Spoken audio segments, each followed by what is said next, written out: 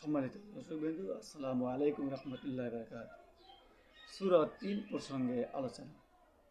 সূরা ৩ ইসলামী মক্কা যুগের প্রথম দিকে নাযিল হয়। এই সূরার আলোচ্য বিষয় হচ্ছে আখিরাতের পুরস্কার এবং শাস্তির প্রমাণ।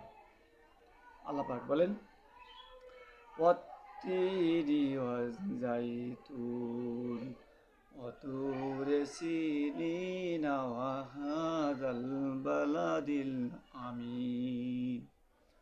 আল্লাহ পাক এখানে কসম করতেছে, তিনের কসম, জাইতুনের কসম এবং তুর পাহাড়ের কসম এবং এই নিরাপদ শহর অর্থাৎ মক্কা শপথ শপথ করে আল্লাহ পাক বলতেছে, লাকাদ খালাকনাল ইনসানা ফি আহসানি তাকবীম।